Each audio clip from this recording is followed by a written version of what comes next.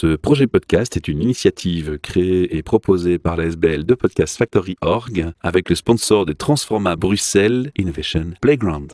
Et vous retrouvez tous les épisodes sur le site whatsyourstory.be. You're listening to the Podcast Factory. Bienvenue pour un nouvel épisode de MidoriCast. Midori veut dire vert en japonais, cast pour broadcast, et c'est un podcast avec une rubrique aujourd'hui qu'on ouvre avec Kaya. La rubrique Kaya, les écopreneurs et écopreneuses.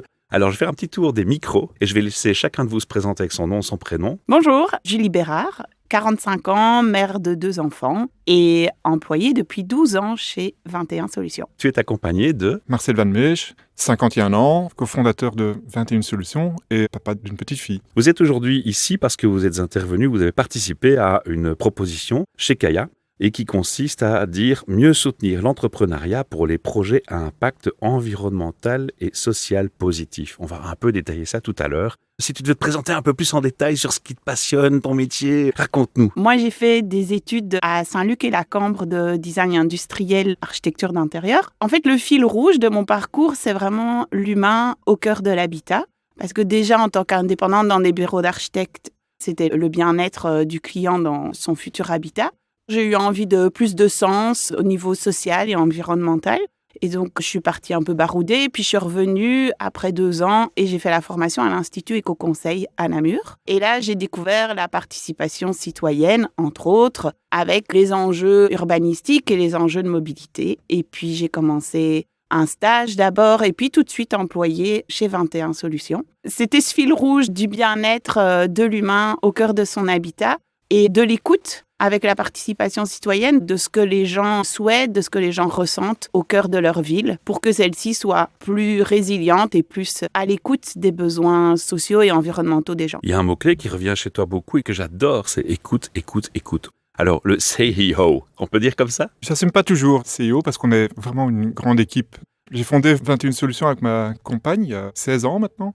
Et depuis lors, c'est devenu une famille, avec toute une série de collègues super compétents, super engagés. Et c'était quoi ton background alors ? Je suis né en 1972. C'était l'année du Club de Rome et du rapport sur les limites de la croissance. Exact. Rapport que je n'ai pas lu avant d'avoir 20-25 ans. Mais j'en ai pris conscience quand j'étais en cours d'études sciences commerciales et financières, où je trouvais que ce qu'on m'inculquait était trop vide de sens en fait. Trop orienté sur une démarche capitaliste, monétaire, et il me manquait un certain sens. Et donc, du coup, je suis tout de suite parti sur des plates-bandes différentes. Et donc, j'ai tout de suite proposé à mes profs de l'époque de faire une thèse sur la gestion de l'environnement. Et c'était très neuf, on était en 96. J'étais un peu perdu avec ça. Je ne me voyais pas du tout travailler comme mes autres collègues étudiants chez PwC ou dans d'autres grosses boîtes. J'avais besoin de beaucoup plus de sens. Donc, j'ai aussi entamé des études d'éco-conseiller. Et puis, je me suis lancé dans une activité indépendante. Je suis tout de suite passé, en tant qu'indépendant, dans la gestion de l'environnement et l'éco-conseil. Donc, ça fait 26 ans que je fais ça maintenant. Quelle est ton entreprise ? Et je sais qu'on parle de conseil. Qu'est-ce qui vous différencie d'une autre entreprise offrant peut-être le même type de service finalement ? Oui. Ce que nous faisons, on accompagne différents publics cibles, les administrations publiques d'une part, les entreprises, les citoyens dans leur démarche de transition. On les accompagne d'A jusqu'à Z, diagnostic, vision, stratégie, mise en œuvre d'un programme d'action, etc. On les aide surtout à se prendre en main. Ce n'est pas nous qui faisons à leur place, on les coach. Nous avons 3 gros volets. On a la gestion environnementale et la circularité, les stratégies plus régionales telles que Good Move, Good Food, Shifting Economy, etc.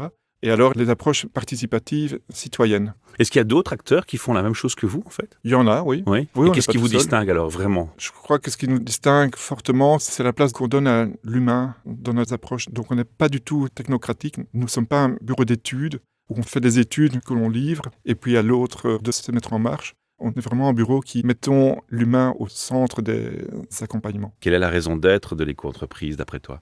Puisqu'on est dans l'humain et dans chacun a le pied pour parler, j'ai envie de te demander à toi de me décrire comment tu perçois les choses. 21 Solutions a été lancé en 2008 par 2 associés, Marcel et Annick. Je pense qu'on a toujours eu cette même ambition, je vais reprendre cette expression de fil rouge, de mettre l'humain au cœur du changement, d'avoir une approche sur mesure avec les clients, avec les personnes avec qui on travaille. Et cette envie de transition durable, de société écologique et socialement juste, ça, ce serait un peu les mots-clés que je mettrais. Et en fait, je pense aussi qu'il faut favoriser l'intelligence collective de toutes les parties prenantes qui participent au projet. Parce que ça, c'est aussi une de nos spécificités et c'est quelque chose auquel on croit fort. C'est le fait de rassembler, d'être transversal, rassembler toutes les parties prenantes d'un même projet pour que cette intelligence collective crée ce projet d'éco-entreprise, de transition. J'ai envie de parler du côté gouvernance humaine, puisque mettre l'humain au centre, c'est facile à dire, mais c'est une autre chose de le faire. C'est parfois plus compliqué en termes de communication déjà, en termes de gestion du management, le self-leadership. Où est-ce qu'on est par rapport à ça? Moi, ça fait 12 ans que j'y suis. Enfin, j'ai commencé en tant qu'employée. Après, j'avais déjà un petit background, donc c'était pas non plus mon premier emploi. Mais je pense que le fait qu'en 12 ans, j'ai pas encore trouvé d'herbe plus verte à côté, j'y ai déjà pensé, Marcel le sait. On a toujours dans toute l'équipe une relation assez vraie et assez ouverte. Je vais prendre sur ton mot-clé les tout à l'heure, il y a une écoute. Voilà, il y a une vraie écoute sur les besoins des uns et des autres. Pour être mère de famille de 2 enfants, j'ai pu, au retour de mon congé de maternité, expliquer et dire, voilà, moi, les projets en soirée, le week-end, pendant 1 an, ça va être plus difficile et c'était tout à fait OK. Alors, c'est vrai qu'on a eu parfois des couacs, il y a des personnes, on va pas le cacher, il y en a des personnes qui sont parties parce que besoin de se reposer, c'est la vie de l'entreprise burn-out. partout, éco-responsable ou pas. Voilà, on est continuellement en apprentissage de ça et en rééquilibre de nos modes de fonctionnement. C'est aussi, et ça il faut le féliciter par rapport à Marcel, qui est à l'écoute en tant que CEO avec 25 guillemets autour, qui est à l'écoute de tout ça. Et donc c'est vraiment une entreprise, enfin moi quand je suis arrivée on était 4, maintenant on est 12. Et donc c'est vraiment une équipe qui a évolué et qui a grandi. Et c'est aussi une équipe qui, au départ, ils étaient 2 actionnaires, les 2 fondateurs. Maintenant, par exemple, une de mes collègues et moi, on a pu rejoindre l'actionnariat de l'entreprise. Il y a ça qui est ouvert aussi aux employés qui, si, après un certain temps dans l'entreprise, parce qu'on veut quand même aussi qu'il y ait une certaine fidélité, implication, ils peuvent rejoindre l'actionnariat. Et l'année passée, les dividendes ont été partagés avec tous les employés et tous les employés, au prorata de leur équivalent temps de travail, ont pu percevoir une prime de bénéficiaire. Et donc, il y a des liens et il y a vraiment une ouverture sur les besoins et sur le partage des choses dans l'équipe. Eh bien, tu m'as convaincu que ce n'est pas du value washing. Donc, tu as été efficace dans ta communication. Ça, j'insiste pour le dire. J'ai envie de revenir vers le CEO et lui demander un peu, malgré qu'il est à l'origine de ce projet, ou en partie, c'est quoi le changement dans ta vie maintenant? Ma première carrière était dans un bureau de conseil. J'ai beaucoup appris, j'ai beaucoup essayé de désapprendre, parce que c'était un bureau qui était très pyramidal et très à l'inverse de ce qu'on fait maintenant. Donc j'ai renversé la pyramide. J'ai pris une distance par rapport à la relation, d'une part à l'argent. J'ai un salaire qui est suffisamment confortable pour vivre, j'ai pas besoin de plus. Du coup, il y a 2 ans, quand on a vu qu'on faisait du bénéfice malgré la période de Covid et de stress extrême pour certaines entreprises, j'ai mis 100 000 € sur la table, en fait. J'ai dit, c'est pas mon bénéfice à moi, c'est le bénéfice de l'équipe. Et j'en suis ressorti beaucoup plus riche. C'est une fierté pour toi? Oui. Finalement, en termes de gouvernance, quelle est ta plus grande fierté? Est-ce que c'est celle-là ou une autre? De pouvoir partager le quotidien et de me reposer aussi sur toute l'équipe, quoi. Personne chez nous travaille seul. Et dans certains bureaux de consultants, j'ai vraiment l'impression que c'est une somme d'individus. Mais c'est pas une somme globale. Je vois ce que tu veux dire. Pas mal. Ah bah dis donc, ça me retourne. J'ai plein de belles vibes en écoutant. Nous, hein. Ouais, mais je crois que les auditeurs et auditrices qui vont nous écouter, il y a des CV qui vont tomber chez vous, je crois. Hein. Je suis pas très loin de la vérité. Je crois qu'on a fini les premières questions qui consistent à présenter l'entreprise et un peu ce qui vous distingue et votre parcours personnel. On va passer un peu dans un contexte politique. Première question que je vais vous poser. En quoi cette mesure faciliterait le développement de votre entreprise à vous? Cette mesure est intéressante parce qu'on y contribue de manière directe ou indirecte chaque jour, en fait, de par les projets que l'on mène, notamment les projets pour la région bruxelloise, tels que les stratégies Shifting Economy, etc. Sur base de cette approche-là, on est tout à fait en soutien à cette mesure-là. Vu qu'on a déjà 16 ans d'âge, toute une série de sous-mesures telles que la défiscalisation dans les premières années de démarrage d'une entreprise ne nous concerne plus. Oui. Mais c'est très très utile pour l'ensemble des écopreneurs qui démarrent une activité. Ce qui serait intéressant, c'est d'insister aussi sur les mesures de soutien financier aux entreprises. On travaille, nous, notamment sur un appel à projet bruxellois qui s'appelle Bi-Circulaire. Ce serait intéressant de le généraliser dans l'ensemble des 3 régions et qu'il soit vraiment accessible aux startups et aux écopreneurs pour que ce soutien soit là. Nous venons de finir une étude, d'ailleurs pour la région, sur les lauréats de cet appel à projet, dont beaucoup sont des membres en fait de CAIA.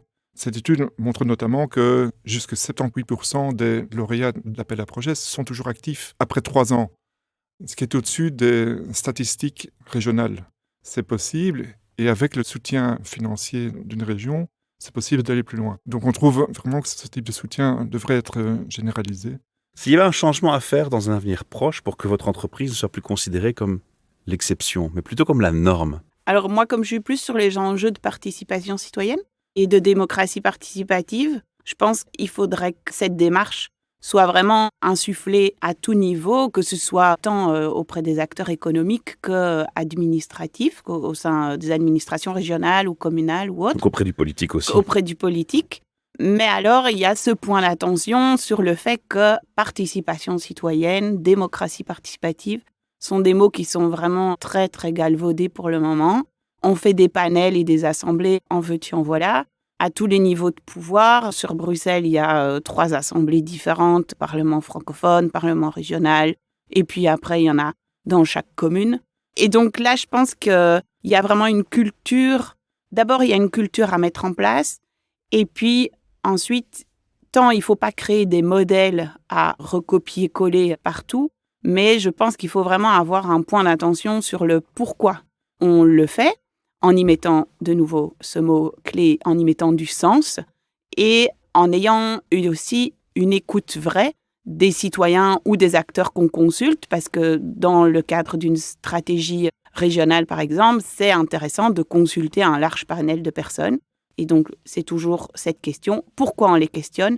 Et ensuite, que va-t-on faire de cette matière récoltée? La mettre au fond d'un tiroir, c'est justement tuer toute cette démarche qui est pourtant si riche. Et donc, moi, je pense que ce serait vraiment intéressant de travailler à cette culture de l'intelligence collective, de la participation citoyenne, des délibérations collectives, tout en faisant attention au pourquoi et à la suite qu'on donne à tout ça.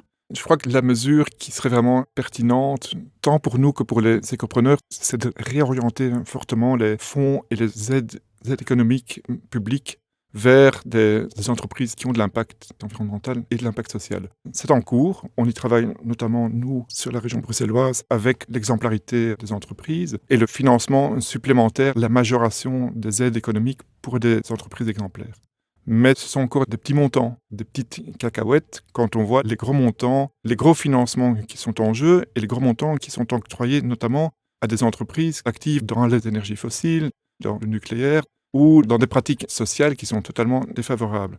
Donc de diminuer vraiment les financements vers des entreprises qui ont un impact finalement négatif sur l'environnement et la société, parce qu'on doit quand même refinancer d'autres projets pour combler le déficit à un moment donné, et d'augmenter le financement vers les entreprises, je veux dire les entreprises à mission. Oui, ça c'est un bon terme, parce que d'ailleurs on a un podcast avec Kaya qu'on a fait sur les entreprises à mission. On fait le lien vers cette interview. Je vous invite à aller revoir la liste des interviews podcast dans la rubrique Kaya. Si je t'écoute bien, il y a quand même la pierre d'achoppement majeure. C'est souvent sur le thème financier que ça tourne. C'est normal, on est dans un monde entrepreneurial, c'est quand même un enjeu pertinent. Quels autres freins vous constatez, vous, quand vous approchez une entreprise, quand vous approchez les gens concernés par votre démarche? Le temps? Est-ce que c'est pas un mauvais calcul de dire ça? Parce que finalement, le temps, Oui. courir entre la tête dans le guidon, mais finalement se rendre compte qu'on va droit dans le mur, mais on s'en rend compte trop tard, c'est pas un investissement rentable? C'est un peu le coût investissement sur la durée. C'est ça qu'il faut essayer de regarder. C'est un petit peu comme prendre soin de son corps. C'est un investissement pour le futur. Belle métaphore, ça. Voilà, moi je pense qu'il faut essayer de sortir de ce paradigme capitaliste de rentabilité immédiate et se dire que les choses se mettent en place petit à petit et qu'il faut en prendre soin. Et pour toi, c'est quoi un frein identifié autre? L'un des freins, c'est le trop d'informations, donc Tu l'info. tu l'info exactement. Et donc on voit des entreprises qui ne savent pas du tout par où commencer, quoi. On parle de la CSRD, des ESG. On est là pour les aider à remettre les pieds sur terre et à prioriser. Et faire la part des choses. Voilà. Si vous aviez chacun une baguette magique, en 2 mots, vous feriez quoi avec votre baguette magique? Je trouve que le politique actuellement n'est plus beaucoup au service du citoyen et donc je Sur crois ça, on est que tous d'accord. je revois beaucoup de choses là-dessus.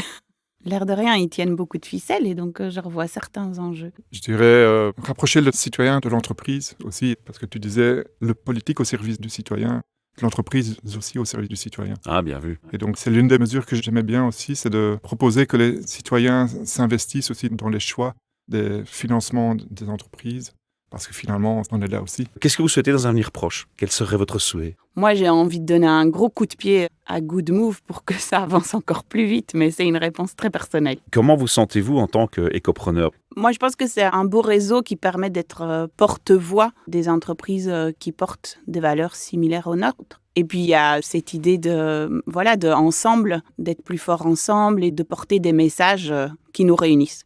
Et pour toi? Depuis 25 ans, je suis un fan des réseaux, donc j'ai toujours été actif dans le réseau des éco-conseillers, dans les réseaux de transition citoyenne, et donc c'est naturel de rejoindre Kaya aussi, voilà. Tu serais écopreneuse, toi, seule dans ton coin. Tu rejoindrais Kaya pour quelle raison? De faire partie d'un réseau permet d'avoir un plaidoyer en effet plus fort parce qu'on est ensemble à porter un même message. Cette idée de réseau, de rencontrer des personnes avec qui on peut échanger, construire ensemble. Et ça, je pense que ça rejoint aussi un peu l'idée de notre baguette magique, qu'en fait, on est un écosystème et il faut qu'on fonctionne tous ensemble. Un conseil pour d'autres écopreneurs? Inscrivez-vous dans un réseau tel le réseau Kaya. Faites-vous accompagner par des entreprises comme la nôtre ou d'autres qui pourront vous permettre d'avancer pas à pas vers vos idéaux, vers vos ambitions. J'aime bien ta réponse, tu vois, parce qu'en fait, elle casse un certain tabou qui est présent chez les écopreneurs. C'est que parfois, c'est presque tabou de faire sa propre publicité, alors qu'en fait, vous êtes dans une démarche super positive. Donc, je dirais que s'il y a bien une entreprise qui devrait faire sa pub, c'est des entreprises comme les vôtres. Qu'est-ce que Kaya pourrait vous apporter aussi? Nous sommes assez modestes et on a une certaine humilité, donc on n'a pas une culture du marketing ou du commercial. Kaya, je crois que la démarche intéressante est de mettre nos pratiques en avant pour qu'elles soient inspirantes pour d'autres. Et notamment nos pratiques de gouvernance collaborative, nos pratiques de posture de consultant en mettant l'humain du coup en première ligne. Ça peut être inspirant et surtout sur la gouvernance, n'ayez pas peur de le faire aussi parce que ça rapporte beaucoup. Moi, j'invite les auditeurs et auditrices à réagir. C'est-à-dire qu'ils ont dans le lien, le texte du podcast, un voicemail. Donc, ils cliquent sur le lien, il y a une page qui s'ouvre, autorisez le micro, on parle, on peut vous laisser un message vocal et vous dire chapeau, je vous encourage, je suis d'accord avec vous, j'ai une question. Et puis, si vous dites dans l'enregistrement vocal, vous pouvez l'écouter avant de l'envoyer et recommencer plusieurs fois. J'autorise qu'on partage mon intervention sur les réseaux sociaux. Quand je publierai votre podcast sur les réseaux sociaux, en commentaire, on mettra le lien pour écouter directement et réagir de la même façon et répondre à l'internaute ou l'auditeur, auditrice par le même canal. Donc voilà, chouette. je vous encourage à le faire. Partagez ce podcast, faites un commentaire, likez-le. Ça aidera aussi à mettre en visibilité ces belles initiatives et ces belles personnes que j'ai devant moi. Moi, j'étais ravi de vous rencontrer, enchanté, et on se retrouve certainement dans une réunion de Kaya et puis dans d'autres occasions. Merci à tous pour votre écoute. À très bientôt. Merci à toi. Merci à beaucoup. bientôt. You're listening to the Podcast Factory. Ce projet podcast est une initiative créée et proposée par la SBL de Podcast Factory.org avec le sponsor de Transforma Bruxelles Innovation Playground. Et vous retrouvez tous les épisodes sur le site whatsyourstory.be.